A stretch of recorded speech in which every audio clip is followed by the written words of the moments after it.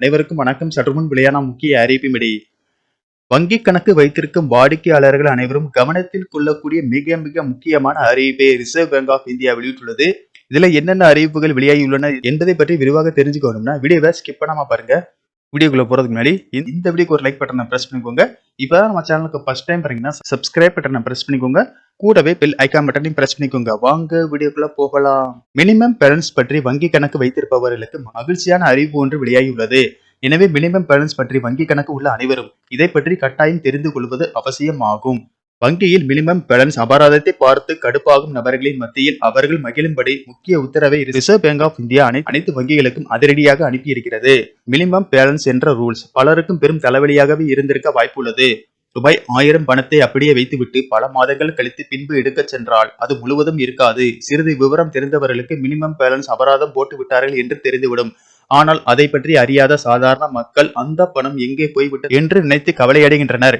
இன்னும் சிலர் மாத கடைசியில் வேறு பணம் இல்லாமல் வங்கியில் இருக்கும் ரூபாய் 1000 அல்லது ரூபாய் 500 எடுக்க சென்றால் அப்போதும் அந்த பணம் அபராத பிடித்தம் செய்யப்பட்டிருக்கும்.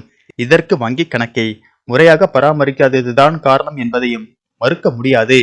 இப்படிப்பட்ட மினிமம் பேலன்ஸ் அபராதத்துக்கு புதிய விதிகளை ரிசர்வ் பேங்க் ஆஃப் இந்தியா கொண்டு வந்துள்ளது. இது தொடர்பான விதிமுறைகளை அனைத்து வங்கிகளுக்கு அனுப்பி வைத்துள்ளது.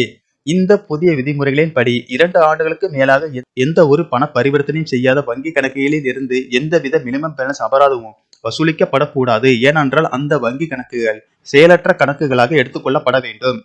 ஒருவேளை கல்வி உதவித்தொகை, அரசு மானிய உதவித்தொகை பெறும் நோக்கில் தொடங்கப்பட்ட வங்கி கணக்குகளாக இருந்தால் அவற்றை செயலற்ற கணக்குகளாக கருதக்கூடாது. இந்த கணக்குகளில் 2 ஆண்டுகளுக்கு மேலாக எவ்வித பரிவர்த்தனை மேற்கொள்ளவில்லை என்றாலும் இவை செயலில் உள்ள கணக்குகளாகவே கருதப்பட வேண்டும். அதே போல இந்த கணக்குகள் ஜீரோ பேலன்ஸ் அக்கௌண்டுகளாக இருக்கும் என்பதால் அதிலும் எந்தவித மினிமம் பேலன்ஸ் அபராதமும் வசூலிக்கப்படக்கூடாது. அது மட்டுமல்லாமல் இந்த புதிய விதிமுறைகளின் படி செயலற்ற கணக்குகளை மீண்டும் ஆக்டிவேட் செய்ய கட்டணம் வசூலிக்கப்படக்கூடாது.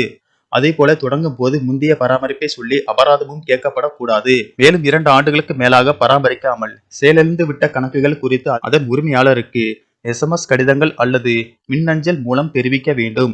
அப்போதும் செயல்படாத கணக்கின் உரிமையாளர் பதிலளிக்காத பட்சத்தில் கணக்கு வைத்திருப்பவரை அறிமுகப்படுத்திய நபரை தொடர்பு கொள்ள வேண்டும்.